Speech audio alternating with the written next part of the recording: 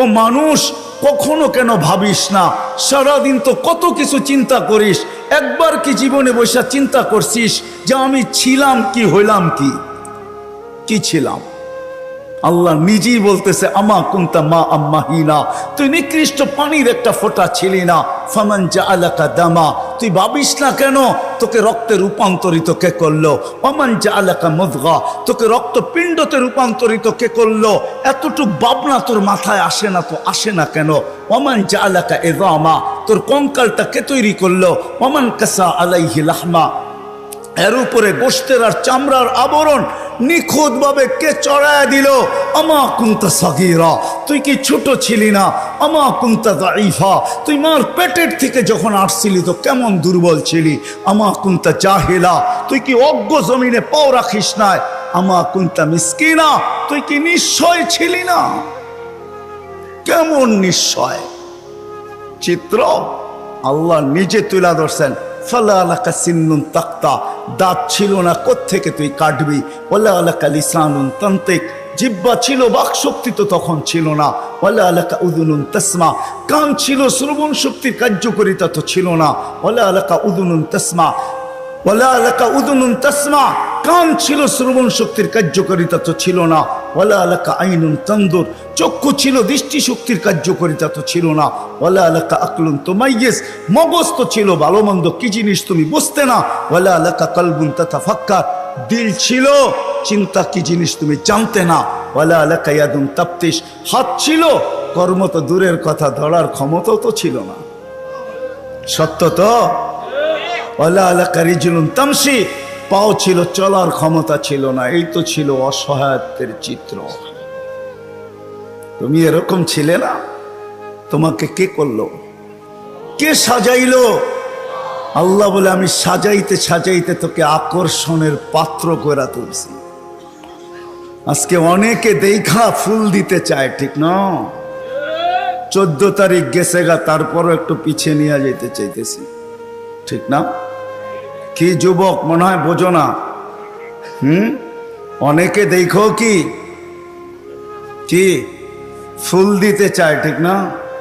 আবার অনেকে দেখো বলে একবার লেখা মেসেজ পাঠাও না, I.U, ঠিক না?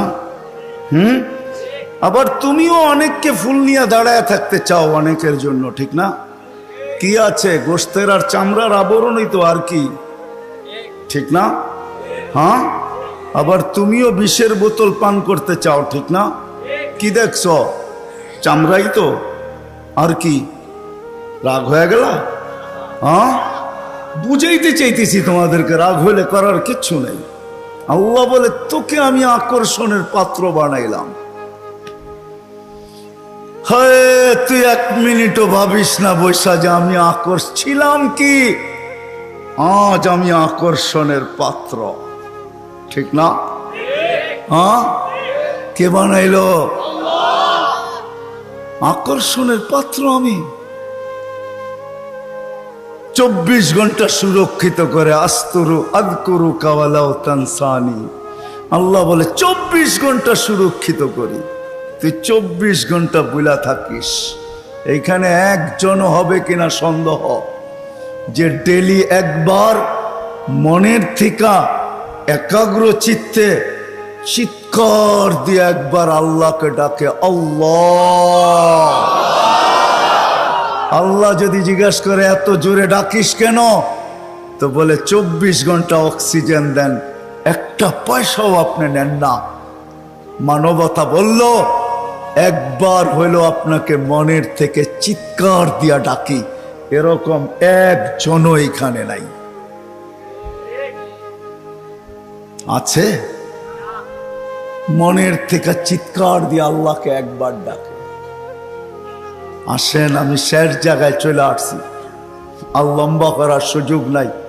কালকে কর্মদিবস, সারা রাত্র ওয়াজ না হইল আর ফজরের নামাজ পড়লাম না, এরকম ওয়াজ 100 কোটি বৎসর শুনলেও কোনো লাভ হবে না। কেননা ফজরের নামাজ না, শুনা রাখেন আমার কাছ থেকে, ফজরের নামাজ হইল জান্নাতের টিকেট। কি? জান্নাতের। এই জন্য কোরআনে ফজরের নামাজের নাম আল্লাহ চেঞ্জ করে দিয়েছেন। ফজরের নামাজের নাম হইল কোরআন আল ফজর, ওয়া কোরআন আল ফজরি কানা মাশহুদা।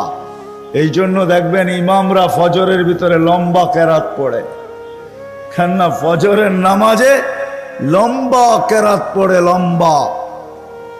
অনেক অনেক ইমাম সাহেব আছে সারা বৎসরে ফজরে এক খতম মুক্তাদিরকে শোনায় দেয়, কেননা ফজরের নামাজ জান্নাতের টিকেট। সারা রাত্র পড়লেন, ওয়াজ শুনলেন আর ফজর পড়লেন না, এই ওয়াজ কোনো কাজে দিবে না। এই জন্য লম্বা করতে চাইতেছি না, শেষ জায়গায় চলে আসছি।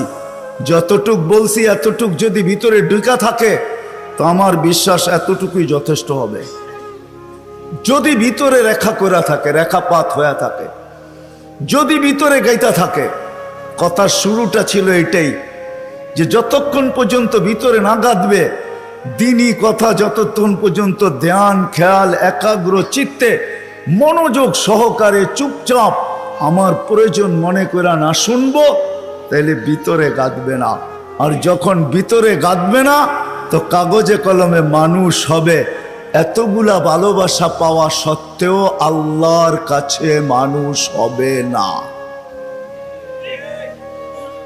দুনিয়ায় মানুষ হওয়ার দ্বারা কিছু আসে যায় না। মানুষ যিনি আমাকে অস্তিত্ব দিছেন কুদরতি হাত দ্বারা, ওনার কাছে মানুষ হতে হবে। ওনার কাছে যদি মানুষ হই তো দুনিয়ায় কৃতদাস হইলেও কোনো অসুবিধা হবে না। আমার এই চোখ দেখা, বলতেছি চোখ দেখা, আমি 6 বার দেখছি বেলাল রাদিয়াল্লাহু তাআলা আনহুর বাড়ি। আমি টানা 6 বার ইথিওপিয়া গেছি, 6 বার। 6 বার আমার এই চোখ কাঁদতে বাধ্য হয়েছে। আমার ভিতরে চিৎকার আসছে, চিৎকার। আমার সাথে যারাই দেখছি সবাই কাঁদে। জিজ্ঞাসা করছি তুই কাঁদিস কেন? বলছে জানি না। আমাকে জিজ্ঞাসা করছে তুমি কাঁদো কেন? আমি বলছি তাও জানি না। সত্য এটাই, কৃত দাস ছিলেন বেলাল রাদিয়াল্লাহু তাআলা আনহু, কিন্তু মানুষের মতো মানুষ ছিলেন। মানুষের মতো মানুষ ছিলেন, যার বাড়ি দেখলে চোখে পানি আসে। আমি 6 বার কাঁদতে বাধ্য হয়েছি, মন চায় না। তারপরও কেন কান্না আসছে জানি না। আজও মন চায় আমি ছুটা যাই, মন চায় প্রতিদিন যাই, না হলে মাসে যাই। কেন ওইখানে গেলে দিল ভিতর থেকে চিৎকার দেয়, বেলাল তুমি কোথায়, আমি কোথায়? বেলাল তুমি কোথায়, দুনিয়ার মানুষগুলা কোথায়? তুমি জমিনে হাঁটলে জান্নাতে পদধ্বনি হয়। সত্য তো? তুমি জমিনে হাঁটলে জান্নাতে পদধ্বনি হয়, পায়ের আওয়াজ জান্নাতের ভিতরে যায় গুঞ্জন করতে থাকে।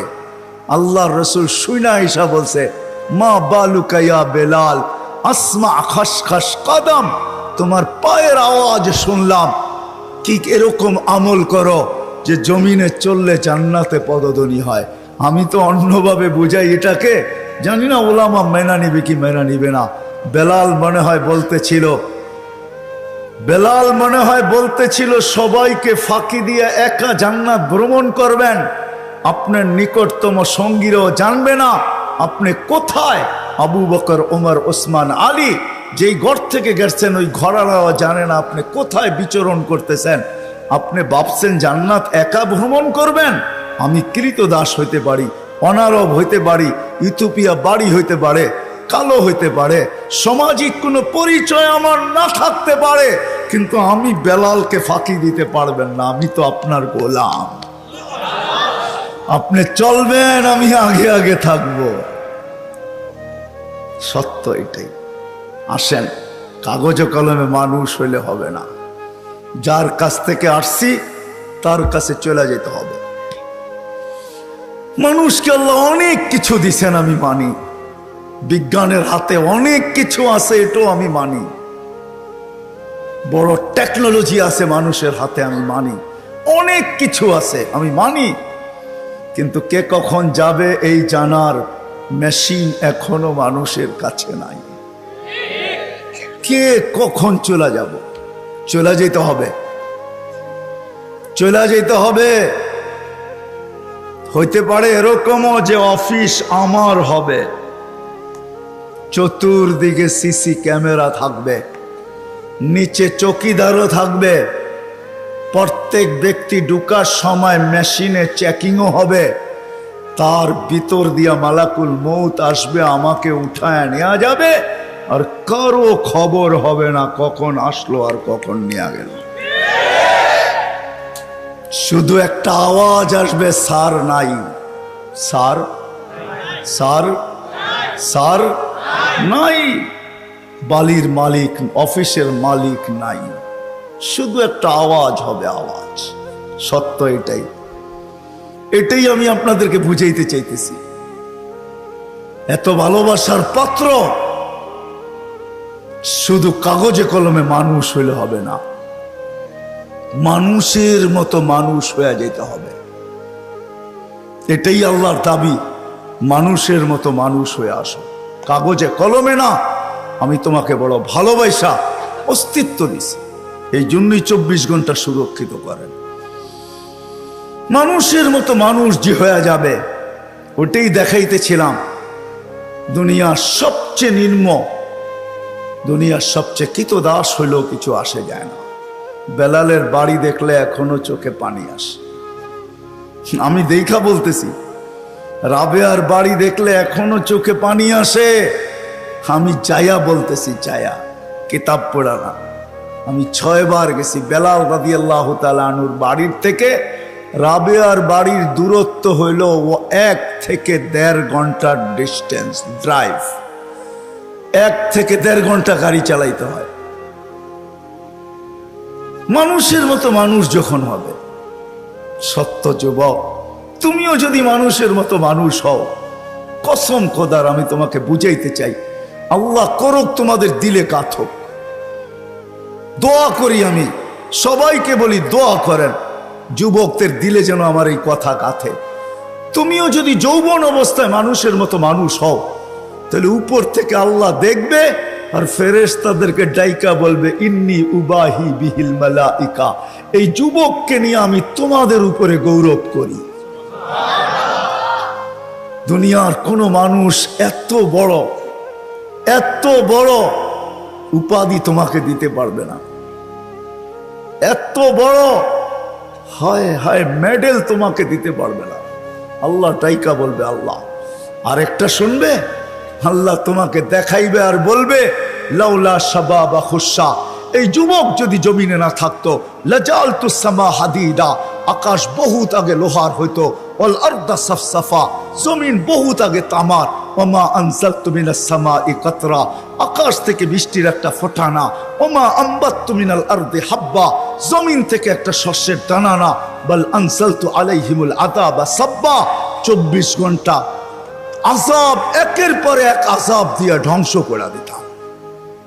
আমি তো এই জন্যই বলি, আমার দেশে একটা পরিবেশ আছে, পরিবেশ আমার দেশে একটা, আলহামদুলিল্লাহ আমার দেশে একটা পরিবেশ আছে, যার কারণে আমার দেশ নড়ে চড়ে পড়ে না। আমার দেশে একটা পরিবেশ আছে, পরিবেশ সর্বত্র খুঁজলে পাওয়া যায়, সব জায়গায় খুঁজলে পাওয়া যায়। ইউনিভার্সিটি বলেন, কলেজ বলেন, মেডিকেল কলেজ বলেন, আর ইঞ্জিনিয়ারিং কলেজ বলেন, আর কৃষি বিদ্যালয় বলেন, যেখানেই বলেন কিছু যুবক এরকম পাওয়া যায়। মাদ্রাসায় তো যাই যায়, সর্বত্র কিছু যুবক পাওয়া যায় যারা নিজেদেরকে লজ্জাপতির মতো আল্লাহর ভয়ে গুটায় নিছে, যার কারণে বাংলাদেশ নড়ে চড়ে পড়ে না।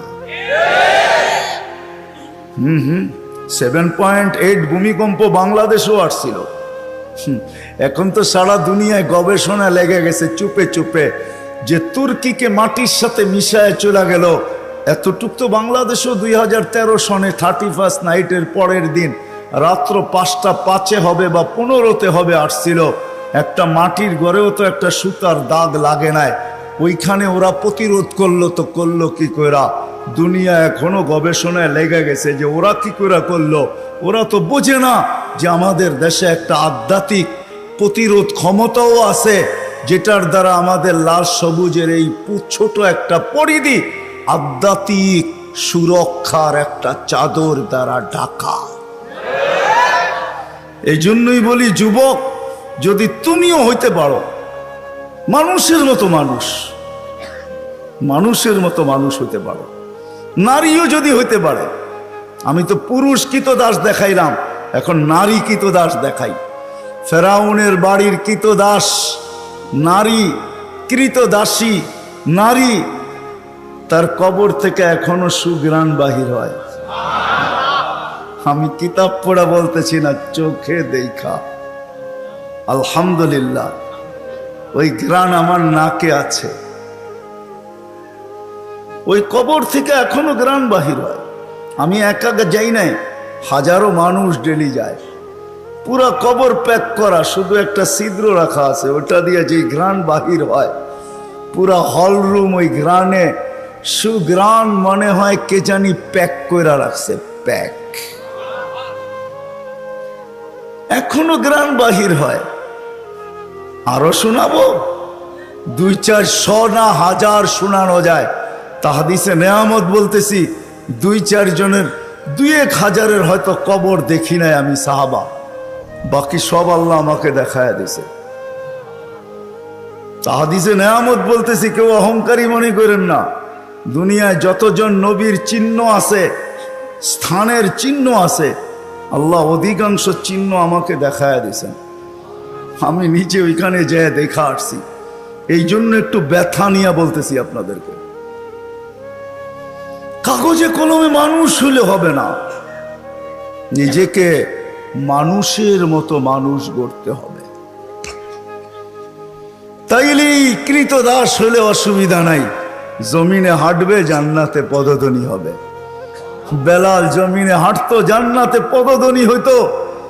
1 মাস 2 মাস 3 মাস মদিনার থেকে দূরে ছিল বেলাল। 4th মাস রাসূলুল্লাহ সাল্লাল্লাহু আলাইহি ওয়াসাল্লাম স্বপ্নে যায় বলছেন, মা বালুকা ইয়া বেলাল আল্লাহ তাজুরুনা। বেলাল কি হইলো, মদিনায় আসো না? তো আসো না কেন? আসো না।